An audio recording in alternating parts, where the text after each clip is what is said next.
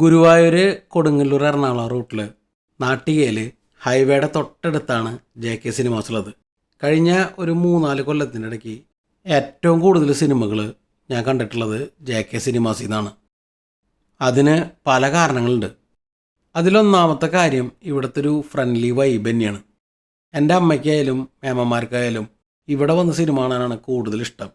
വിഷുവിന് പുതിയ പടങ്ങളൊക്കെ റിലീസാവുന്നതിന് മുമ്പ് വിക്രത്തിൻ്റെ വീരധീരസൂര്യൻ ഒന്ന് കാണാമെന്ന് വിചാരിച്ചിട്ടാണ് ഞങ്ങൾ വന്നിട്ടുള്ളത്. ഇനിയും ഏകദേശം 1 മണിക്കൂറിൽ കൂടുതലുണ്ട് സിനിമ തുടങ്ങാൻ. കുട്ടിക്കാലത്ത് അച്ഛൻ്റെ കൂടെ ധ്രുവം കണ്ടപ്പോൾ മുതൽ വിക്രത്തിനെ ഭയങ്കര ഇഷ്ടമായിരുന്നു. പിന്നെ കോളേജിൽ പഠിക്കുമ്പോൾ ജെമിനി, ധൂള്, സാമി അങ്ങനെ കുറേ സിനിമകൾ കണ്ട് പിതാമഹനും അന്യനൊക്കെ ആയപ്പോൾ കടുത്ത ആരാധന മൂത്ത് ഭ്രാന്തായി തന്നെ പറയാം. സാധാരണ തമിഴ് പടങ്ങൾക്കൊന്നും അമ്മ വരാറില്ല. വിക്രത്തിനെ ഭയങ്കര ഇഷ്ടമാണ് അമ്മയ്ക്കും. അതുകൊണ്ടാണ് ഇന്ന് തമിഴ് പടം കാണാൻ വന്നിട്ടുള്ളത്. ദീപുവിന് പിന്നെ തമിഴായാലും തെലുങ്കായാലും എൻ്റെ കൂടെ സിനിമയ്ക്ക് വരണം എന്നുള്ള ഒരൊറ്റ ആഗ്രഹമുള്ളൂ.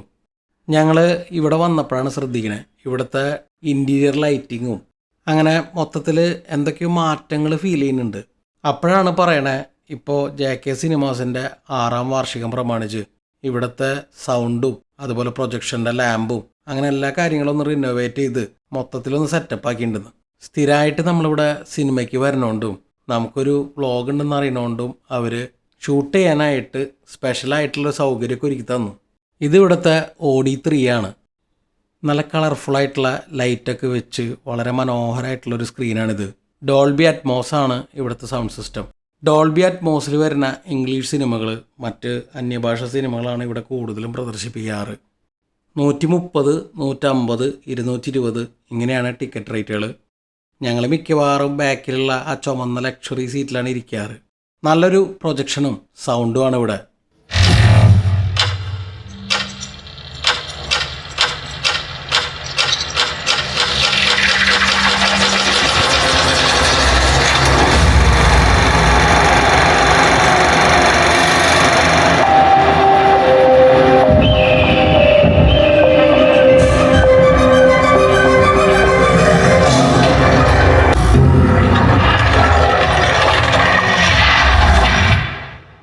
Dolby Atmos, audio can precisely move in any direction within this theater, whether the sound sweeps from the back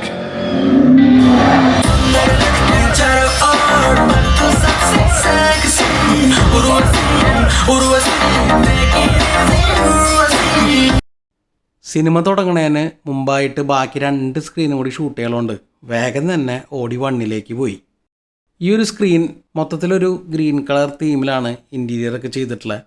green colour ലൈറ്റ്സും LED സ്ട്രിപ്പൊക്കെ ആയിട്ട് ഒരു പച്ചമയം. OD3 ആണെങ്കിലും OD1 ആണെങ്കിലും രണ്ടും 2K പ്രൊജക്ഷനാണ്. സൗണ്ട് ഇവിടെ 7.1 ആണ് വരുന്നത്. നല്ല പെർഫോമൻസ് ആണ് ഇവിടുത്തെ സൗണ്ട്. അതിവിടെ സിനിമ കണ്ടവർക്കറിയാം. 5ാം വാതിര സിനിമയിൽ പെട്ടെന്നൊരു വെടി പൊട്ടുന്നൊരു സീനുണ്ട്. ആ ഒരു സീൻ ഞാനിവിടെ നിന്നാണ് കണ്ടത്. ശരിക്കും കിടുങ്ങിപ്പോയി അന്നേരം. അങ്ങനെ ഒരു സൗണ്ട് എഫക്റ്റ് കിട്ടണത് ഇവിടുത്തെ ട്യൂണിംഗ് ഒക്കെ അത്രയും പെർഫെക്റ്റായിട്ട് ഇവർ മെയിൻറ്റെയിൻ ചെയ്യുന്നതുകൊണ്ടാണ്. പിന്നെ ഇവിടുത്തെ എല്ലാ ഓഡിറ്റോറിയത്തിലെ സീറ്റിംഗ് വളരെ കംഫർട്ടിംഗ് ആയിട്ടുള്ള ഒരു സീറ്റിംഗ് ആണ് ഇവിടെ ഒരുക്കിയിട്ടുള്ളത്. 220 രൂപയ്ക്ക് നല്ല കിടിലൻ ലക്ഷറി സീറ്റ്സും. ദീപുവിനായാലും അമ്മയ്ക്കായാലും ഇവിടുത്തെ ലക്ഷറി ഭയങ്കര ഇഷ്ടമാണ്. ഇനിയുള്ളത് ഇവിടുത്തെ 3ാമത്തെ സ്ക്രീനായിട്ടുള്ള OD2 ആണ്. ഇപ്പോൾ നമ്മുടെ നാട്ടിൽ ബാൽക്കണിയുള്ള തിയേറ്ററുകളൊക്കെ തന്നെ കുറഞ്ഞുകൊണ്ടിരിക്കുന്ന ഒരു സമയമാണ്.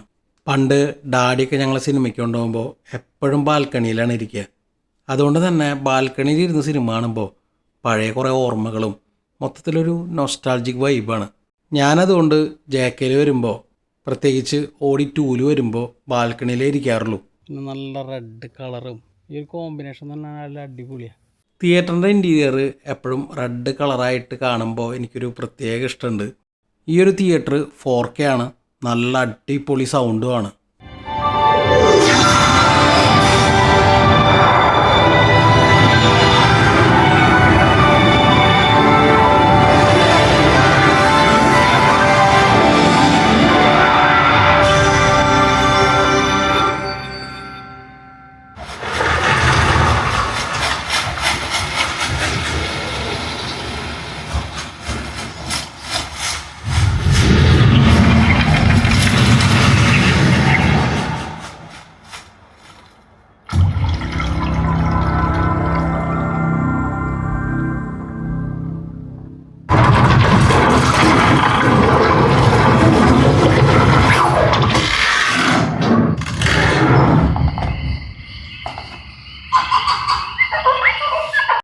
ഓഡി 2-ൽ റിനോവേഷനോടനുബന്ധിച്ച് എക്സ്ട്രാ സ്പീക്കറും സബ്ബൊക്കെ കയറ്റിയിട്ടുണ്ട്. എല്ലാ സ്ക്രീനിൻ്റെയും സൗണ്ട് ട്യൂണിങ്ങും പിക്ചർ ക്ലാരിറ്റിയും ഒക്കെ ബെറ്റർ ആയിട്ടുണ്ട്. അതിൽ എടുത്തു പറയേണ്ടത് ഓഡി 2 തന്നെയാണ്. നല്ല അടിപൊളി സൗണ്ട് ആയിട്ടുണ്ട്. ഇപ്പോൾ ബാസും അടിയും ഒക്കെ നന്നായിട്ട് ഫീൽ ചെയ്യുന്നുണ്ട്. ഞങ്ങളെപ്പോലെ സ്ഥിരമായിട്ട് നിങ്ങളിവിടെ സിനിമ കാണുന്നവരാണെങ്കിൽ ഉറപ്പായിട്ടും നെക്സ്റ്റ് ടൈം സിനിമ കാണാൻ വരുമ്പോൾ നിങ്ങൾക്കത് ഫീൽ ചെയ്യും. അതുപോലെ തന്നെ ഗ്രൗണ്ട് ഫ്ലോറിലും ഫസ്റ്റ് ഫ്ലോറിലും ഇവർക്ക് ക്യാൻറ്റീൻ ഉണ്ട്. അത്യാവശ്യം കുടിക്കാനും കഴിക്കാനും കുറിക്കാനും ഒക്കെയുള്ള ഐറ്റംസ് ഇവിടെ ഉണ്ട്. പല ഫ്ലേവറിലുള്ള ഐസ്ക്രീംസും അവൈലബിൾ ആണ്. ഞങ്ങളിപ്പോൾ എന്തായാലും സിനിമ തുടങ്ങുന്നതിന് മുമ്പായിട്ട് ഓരോ കാപ്പി അങ്ങോട്ട് പറഞ്ഞു. കുറച്ച് പടികളൊക്കെ കയറി ഇറങ്ങിയപ്പോഴേ അങ്ങോട്ട് ക്ഷീണമായി. സത്യം പറഞ്ഞാൽ പടികൾ കയറി ഇറങ്ങേണ്ട കാര്യമേ ഉണ്ടായിരുന്നില്ല. ഇവിടെ ലിഫ്റ്റ് ഉണ്ടേ. ദീപുവിനാണെങ്കിൽ ലിഫ്റ്റ് ഓപ്പറേറ്റ് ചെയ്യാൻ വളരെ ഇഷ്ടമാണ്. അകത്തേക്ക് കയറി കഴിഞ്ഞാൽ അവൾ തന്നെ പ്രസ് ചെയ്തോളാന്നാണ് പറയണത്. അപ്പം പിന്നെ നമ്മുടെ അമ്മയ്ക്കും വാശി. അമ്മ കയറി പ്രസ് ചെയ്യുകയും ചെയ്തു. ഇനിയപ്പോൾ വീരധീര സൂരം കഴിഞ്ഞിട്ട് കാണാം.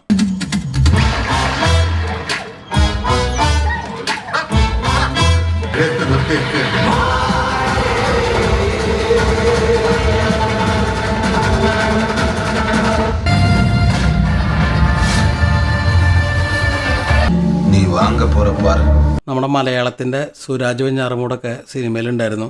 പിന്നെ വിക്രത്തിൻ്റെ കാര്യം പറയേണ്ട കാര്യമില്ലല്ലോ, ശരിക്കും അങ്ങോട്ട് തകർത്തു. പടം മൊത്തത്തിൽ കൊള്ളായിരുന്നു കേട്ടോ. അങ്ങനെ പടമൊക്കെ കഴിഞ്ഞ് ഞങ്ങൾ പുറത്തേക്ക് ഇറങ്ങി. ഇതാണ് ഷാനു. ഷാനു ഇവിടുത്തെ ടിക്കറ്റിംഗ് സെക്ഷനിലെ മാനേജറാണ്. ഷാനുവിൻ്റെ സപ്പോർട്ട് കൊണ്ടാണ് നമുക്ക് ഇവിടെയൊക്കെ ഷൂട്ട് ചെയ്യാൻ പറ്റിയത്. അതുപോലെ ഇവിടുത്തെ മാനേജ്മെൻ്റ് ആയാലും ഞാൻ നേരത്തെ പറഞ്ഞ പോലെ വളരെ ഫ്രണ്ട്ലി ആയിട്ടുള്ള ഒരു രീതിയിലാണ് നമ്മളോടൊക്കെ പെരുമാറുന്നത്.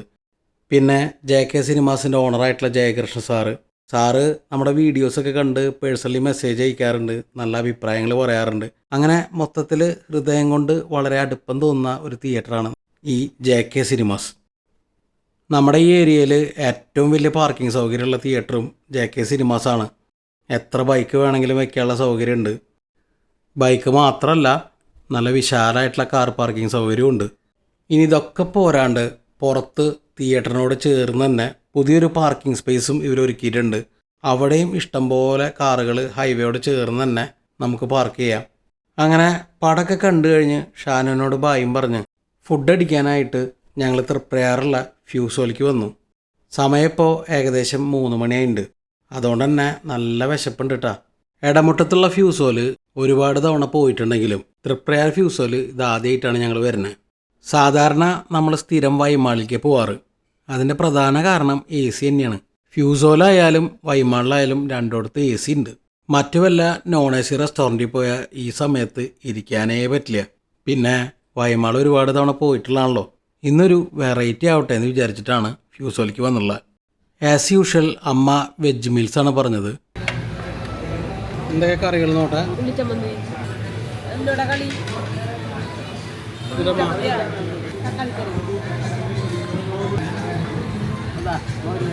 തക്കാളി കറിയാ?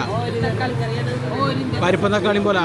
ചെറുപയർ തോരൻ, അവിയൽ, തൈരല്ല, അത് പായസം. ഇത് മോര്, സാമ്പാർ. അത് സാമ്പാർ വയ്ക്കല്ലേ? കോഴി കൊഴുത്ത്. ആ കുടിച്ചോ. മോരകൻ്റെ കുടിച്ചോട്ടെ. ദീപം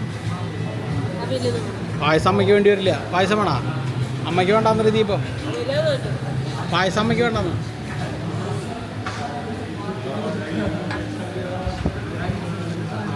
അവിടെ ദീപം പറഞ്ഞിട്ട് ഇനി കുടിച്ചില്ല. വേണ്ട.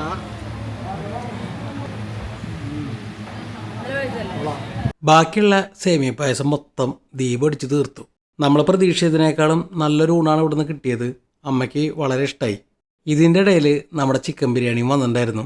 നല്ല വലുപ്പമുള്ള മുട്ടൻ പീസും നല്ല മസാലയൊക്കെയുള്ള ബിരിയാണി ആയിരുന്നു. നല്ല വലുപ്പമുള്ള ഒരു ചിക്കൻ്റെ കാല് കിട്ടിയോടുകൂടി ദീപുവിൻ്റെ മുഖം അങ്ങോട്ട് വിടർന്നു. ഇത് ദം ബിരിയാണി ഒന്നല്ല, പക്ഷെ നല്ല ടേസ്റ്റുള്ളൊരു ബിരിയാണി ആയിരുന്നു. ഫ്രൈഡ് ആയിട്ടുള്ള ചിക്കനും മസാലയും ഒക്കെ അടിപൊളിയായിരുന്നു. ഒരു വിഷമുള്ളത് ഇതിൽ പപ്പടവും ഇല്ല, മുട്ടയില്ല. നല്ല വിശപ്പുള്ളതുകൊണ്ട് ദീപ് വളരെ ഫാസ്റ്റായിട്ടാണ് മൂവ് ചെയ്തുകൊണ്ടിരിക്കുന്നത്. സർലാസൊക്കെ ഒഴിക്കൽ കഴിഞ്ഞു. അമ്മയ്ക്കും സർലാസ് വളരെ ഇഷ്ടമാണ്. കുറച്ച് അമ്മ എടുത്തു. ഈ അടുത്ത കാലത്ത് കഴിച്ചിട്ടുള്ള ബിരിയാണികളിൽ ഏറ്റവും വലിയ പീസുള്ള ബിരിയാണി ഇതാണെന്നാണ് എനിക്ക് തോന്നുന്നത്. പീസ് നല്ല ഫ്രൈഡും സോഫ്റ്റും ആയിരുന്നു. നന്നായിട്ട് മസാലയൊക്കെ പിടിച്ചിട്ടുള്ള അടിപൊളി ബിരിയാണി ആയിരുന്നു.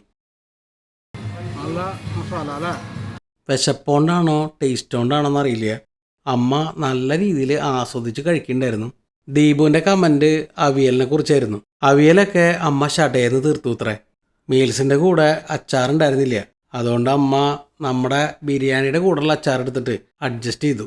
കച്ചമ്പറൊക്കെ അടിപൊളിയായിട്ടെന്നാണ് ദീപു പറയണേ. അതും പറഞ്ഞ് ബാക്കി ബിരിയാണി മൊത്തം ദീപു പാത്രത്തിലേക്ക് കൊട്ടുകയും ചെയ്തു. അമ്മ രണ്ടാമത് സെറ്റ് കറിയൊക്കെ വിളമ്പി. ഞാൻ മാത്രമായിട്ട് എന്തിനാ വെറുതെ ഇരിക്കണേ, കുറച്ച് സർലാസ് എടുത്ത് ആ റൈസിലേക്ക് ഒഴിച്ചു. ആവശ്യത്തിന് പുളിയൊക്കെ ആയിട്ട് നല്ല ഫ്രഷ് ആയിട്ടുള്ള സർലാസ് ആയിരുന്നു. ബിരിയാണിയുടെ കൂടെ കഴിച്ചപ്പോൾ അടിപൊളിയായിരുന്നു. സർലാസ് കഴിഞ്ഞാൽ അടുത്ത ഐറ്റം പിക്കിളാണല്ലോ. നാരങ്ങയുടെ അച്ചാറായിരുന്നു, അതും അടിപൊളിയായിരുന്നു കേട്ടോ. ഇത്തിരി നാരങ്ങച്ചാർ എടുത്തിട്ട് ചോറിൻ്റെ കൂടെ മിക്സ് ചെയ്ത് കഴിച്ചു നോക്കി. ഓ എന്തൊട്ട രസം. ഒരു പപ്പടം ബിരിയാണിയുടെ കൂടെ കഴിക്കാനായിട്ട് ദീപുവിന് പറഞ്ഞിട്ടുണ്ടായിരുന്നു. അങ്ങനെ വളരെ പെട്ടെന്ന് തന്നെ ഞങ്ങളുടെ ബിരിയാണിയൊക്കെ അവസാനിച്ചു. ഞാനും ദീപും ഓരോ ലൈമും കൂടി പറഞ്ഞു. അമ്മയ്ക്ക് ലൈം വേണ്ട അത്രേ. ബിരിയാണി കഴിച്ചവർക്ക് അറിയാം ഒരു ലൈം കുടിക്കുമ്പോൾ ഉണ്ടാവുന്ന ഒരു ആശ്വാസേ. അങ്ങനെ ആശ്വാസം മൊത്തമായിട്ട് അങ്ങോട്ട് ആവാഹിച്ച് നല്ലൊരു ചിരിയും പാസ്സാക്കി ഞങ്ങൾ പുറത്തേക്ക് ഇറങ്ങി. ഇതാണ് ഞങ്ങൾ കഴിച്ച ടോട്ടൽ ബില്ല് കേട്ടോ.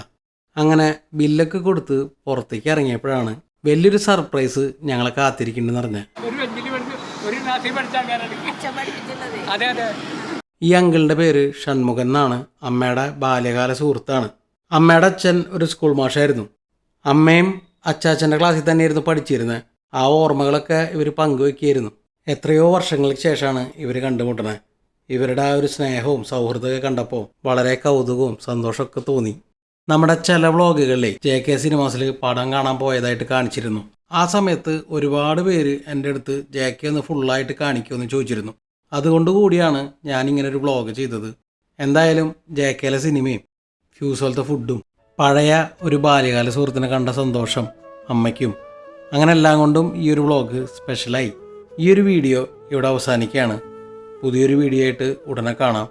അതുവരയ്ക്കും ബൈ.